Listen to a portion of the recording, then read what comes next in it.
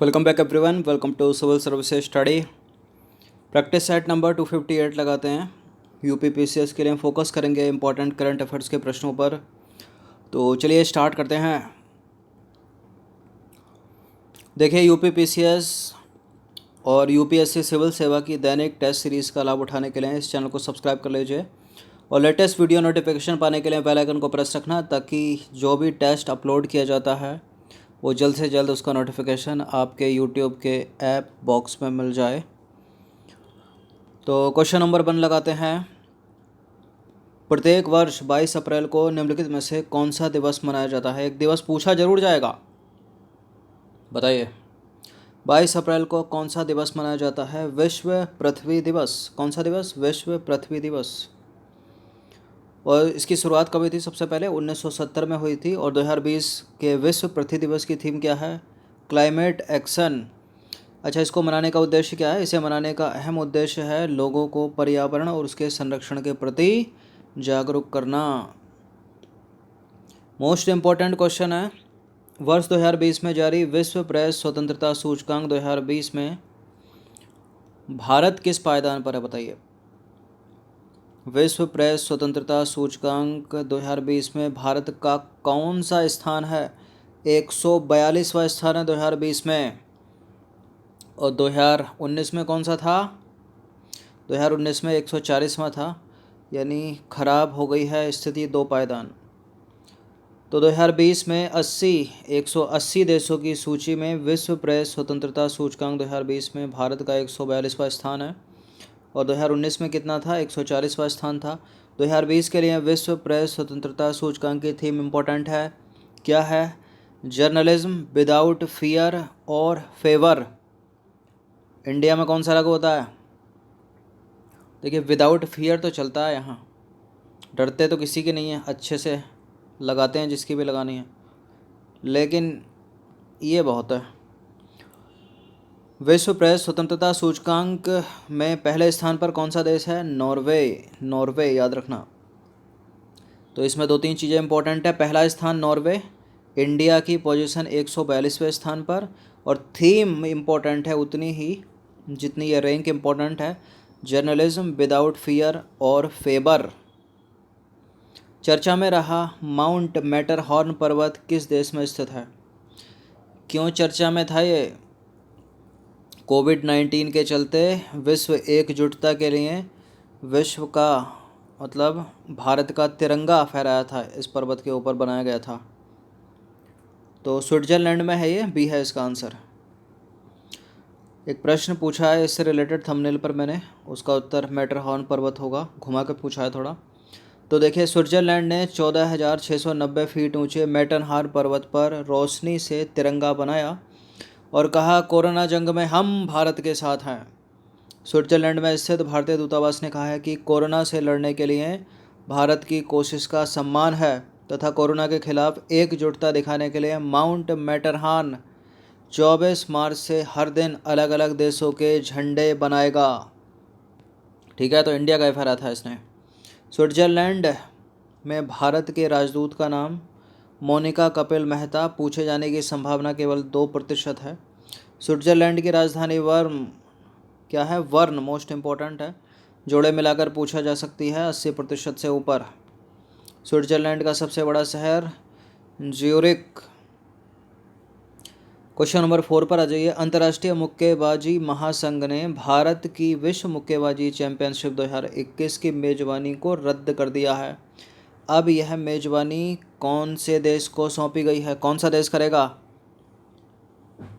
Serbia करेगा, Serbia, सी। तो Serbia की राजधानी है बेलग्रेड और सर्बिया की मुद्रा है सर्बियाई दिनार। सरकार ने एफडीआई फॉरेन डायरेक्ट इन्वेस्टमेंट नीति की समीक्षा कर कई देशों के लिए नए निर्देश जारी किए हैं। आपको बताना है कि निम्न में से कौन सा देश इसमें शामिल नहीं है? नेपाल है, भूटान है, चीन है, मालदीव नहीं है। ठीक है, तो देखिए, भारत के साथ ज़मीनी सीमा साझा करने वाले देश कौन कौन से हैं? चीन है, बांग्लादेश है, पाकिस्तान, भूटान, नेपाल, म्यांमार और अफ़गानिस्तान। ठीक है, देखिए, भारत के साथ ज़मीनी सीमा साझा करने वाले देशों के निकाय अब यहाँ सिर्फ सरकार की मंजूरी के बाद ही निवेश कर सकते हैं, और भारत में होने वाले किसी निवेश के लाभार्थी भी यदि इन देशों से होंगे या इन देशों के नागरिक होंगे, या तो ऐसे निवेश के लिए फिर क्या होगा, सरकारी मंजूरी लेनी होगी उनको, सरकारी मंजूरी लेनी होगी। अब किस भारतीय बैडमिंटन खिलाड़ी को विश्व बैडमिंटन महासंघ ने IM बैडमिंटन अभियान का एम्बेसडर चुना है? सानिया नेहवाल बैडमिंटन खेलती हैं, किदाम्बी श्रीकांत भी बैडमिंटन खेलते हैं, PV सिंधु भी बैडमिंटन खेलती हैं। किसको चुना होगा बताइए, सोचिए, दिमाग दौड़ाइए। PV सिंधु को, ऑप्शन नंबर बी है इसका आंसर। तो 2020 में PV सिंधु को पद्म भूषण भी मिल चुका है, ये भी आपको याद रखना है। क्वेश्चन नंबर 24 पर आ जाइए। 24 अप्रैल 1993 को संसद द्वारा पारित 73वां संविधान संशोधन अधिनियम किससे संबंधित है? पंचायती राज संस्थाओं और संवैधानिक दर्जे से, बी।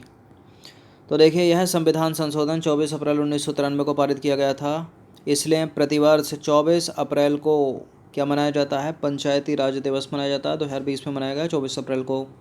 73वां संविधान संशोधन अधिनियम एक त्रिस्तरीय ढांचे की व्यवस्था करता है, स्थापना करता है, जैसे ग्राम स्तर पर ग्राम पंचायत होगी, ब्लॉक स्तर पर पंचायत समिति होगी, जिला स्तर पर जिला परिषद होगी।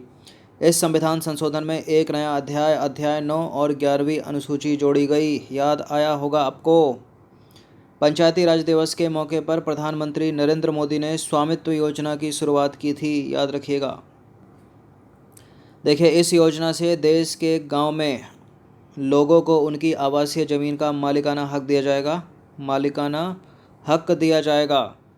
किसानों समेत गांव वालों को उनकी ज़मीन का हक दिलाने के लिए नई तकनीक का इस्तेमाल किया जाएगा। और देखिए, गांव में ज़मीन की पैमाइश के लिए ड्रोन की मदद ली जाएगी। अच्छा, पैमाइश करता कौन है? जो लेखपाल पटवारी होते हैं ना, वो लोग करते हैं। इसकी शुरुआत 6 राज्यों में की गई है 2020 में। उत्तर प्रदेश, महाराष्ट्र, कर्नाटक, हरियाणा, मध्य प्रदेश और उत्तराखंड भी इसमें शामिल है।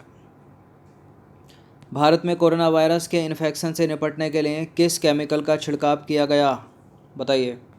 भारत में कोरोना वायरस के इन्फेक्शन से निपटने के लिए किस केमिकल का छिड़काव किया गया? अमोनियम क्लोराइड नहीं है, जिंक सल्फेट नहीं है, कॉपर सल्फेट नहीं है, sodium hypochloride, option number C. तो सोडियम हाइपोक्लोराइड का फॉर्मूला है क्या? NaClO, सोडियम क्लोराइड का NaCl। वैज्ञानिकों ने ओजोन लेयर के सबसे बड़े छिद्र के भर जाने की पुष्टि की है इस लॉकडाउन में।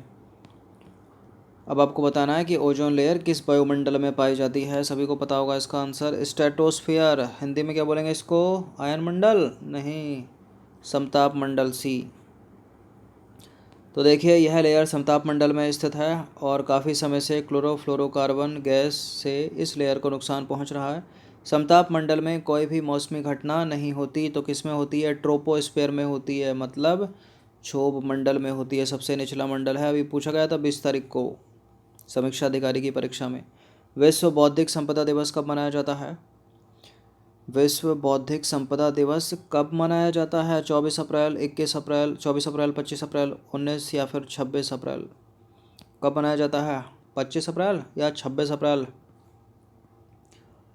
देखिए, 26 अप्रैल को मनाया जाता है। और 2020 में थीम क्या है विश्व बौद्धिक संपदा दिवस की? Innovate for a green future, innovate for a green future.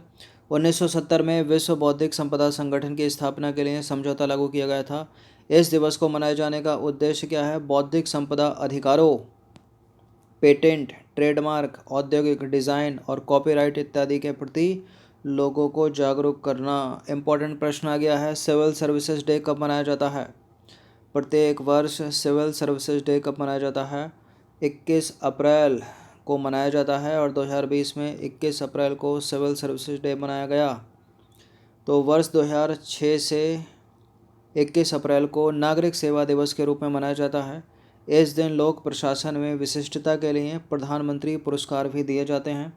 Father of civil services in India कौन है? Lord Cornwallis. विश्व मलेरिया दिवस कब मनाया जाता है? एक दिवस पूछा ही जाएगा और 2 भी पूछे जा सकते हैं, दूसरा आएगा जोड़े मिलाने को। विश्व मलेरिया दिवस, क्योंकि नंबर ऑफ क्वेश्चन काफ़ी हैं, 150 प्रश्न हैं, 2 घंटे का समय है। विश्व मलेरिया दिवस कब, 26 अप्रैल को या 25 अप्रैल को? देखिए 25 अप्रैल को मनाया जाता है। और विश्व मलेरिया दिवस 2020 की थीम भी याद रखनी है आपको, zero malaria starts with me. Zero malaria starts with me most important है। अब देखिए मलेरिया जो है एक संक्रामक रोग है। होता किससे है ये मलेरिया? प्लाज्मोडियम नामक पैरासाइट से होने वाली बीमारी है, यानी मादा एनाफिलीज मच्छर के काटने से होता है। गंदे पानी में पनपता है वो मच्छर। आमतौर पर मलेरिया के मच्छर रात में ही ज़्यादा काटते हैं, इसलिए मच्छरदानी या फिर ऑल आउट या रैकेट वैकेट जो आते हैं इसका इस्तेमाल करिए। भारत का लक्ष्य 2030 तक मलेरिया को समाप्त करना है, उन्मूलन करना है। देखिए विश्व मलेरिया दिवस को मनाए जाने का उद्देश्य क्या है? इस बीमारी के बारे में लोगों का ध्यान आकृष्ट करना। ठीक है, इस दिवस का मुख्य उद्देश्य मलेरिया से लोगों को जागरूक और उनकी जान की रक्षा करना है। चर्चा में रही प्लाज्मा थेरेपी के संदर्भ में कौन सा कथन सही है? प्लाज्मा थेरेपी, चलिए ऊपर से पढ़ते हैं नीचे से पढ़ते हैं, दिख तो नहीं है आंसर। देखिए कोरोना से असंक्रमित व्यक्ति के रक्त, मतलब ऐसा व्यक्ति जो कोरोना से संक्रमित नहीं है, उसके रक्त में उपस्थित एंटीबॉडी से कोरोना रोधी क्षमता विकसित करना। अब वो असंक्रमित है, मतलब संक्रमित ही नहीं है, तो पता कैसे चलेगा कि कितना झेल रहा है?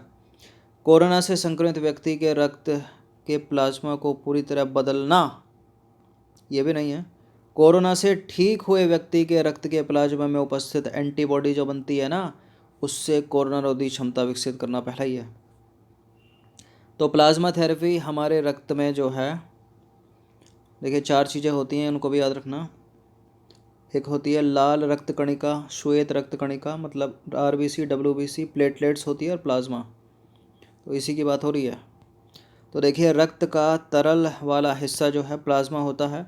हमारे शरीर में रक्त मौजूद है, सभी को पता होगा, उसका 55% से अधिक हिस्सा प्लाज्मा का होता है। जब कोई वायरस किसी व्यक्ति पर हमला करता है तो शरीर का प्लाज्मा एंटीबॉडी यानी वायरस रोधी क्षमता विकसित करता है। यह एंटीबॉडी हमारे शरीर में वायरस को ख़त्म करने में मदद करती है और शरीर में लंबे समय तक उपस्थित रहती है, मतलब याद रखती है उस चीज़ को। देखिए चाहे व्यक्ति चाहे तो एंटीबॉडी को डोनेट भी कर सकता है, और कोरोना वायरस के इलाज में प्लाज्मा थेरेपी काफ़ी फ़ायदेमंद साबित हुई है। अच्छा, क्या होती है प्लाज्मा थेरेपी और देख लीजिए। कोरोना शरीर में बाहर से आने वाला एक वायरस है, सभी को पता होगा। ऐसे में हमारा शरीर इससे लड़ने के लिए खुद ब खुद एंटीबॉडी बनाता है। कोरोना से ठीक हुए मरीजों के रक्त में यह एंटीबॉडी निकालकर कोरोना से ग्रसित मरीजों के रक्त में डाली जाती है, जिससे कि वह मरीज ठीक हो सके। प्लाज्मा थेरेपी से पहले व्यक्ति का एलिसा टेस्ट जो है किया जाता है, जिससे उसके शरीर में एंटीबॉडी की मात्रा का पता लगाया जा सके। प्लाज्मा थेरेपी के संभावित खतरे भी हो सकते हैं कुछ, इनके अलावा भी हो सकते हैं, जैसे धुंधला दिखाई देना और संक्रमण होने का खतरा भी होता है। ये कुछ इस तरह के जो है संभावित खतरे। क्वेश्चन नंबर 14 पर आ जाइए। इनमें से किन जाने माने फिल्म अभिनेता का अप्रैल में निधन हो गया? पता होगा इसका आंसर सभी को। इरफान खान भी थे इसमें, ऋषि कपूर भी थे, और भी दोनों। तो इरफान खान की पहली फिल्म याद रखिए आप, सलाम बॉम्बे। और पान सिंह तोमर के लिए इरफान खान को जो है नेशनल अवार्ड मिल चुका है।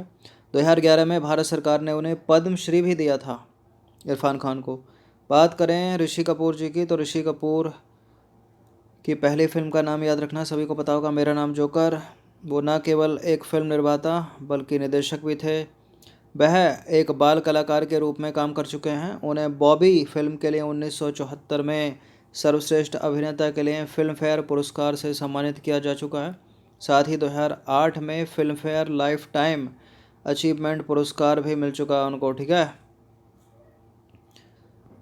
तो ये कुछ इंपॉर्टेंट प्रश्न थे, अच्छे से इसका रिवीजन कम से कम एक बार तो कर ही लीजिएगा। धन्यवाद, हर दिन प्रैक्टिस करते रहिए। 11 अक्टूबर का एग्ज़ाम है, समय कम है, और UPSC सिविल सेवा का 4 अक्टूबर का एग्ज़ाम है।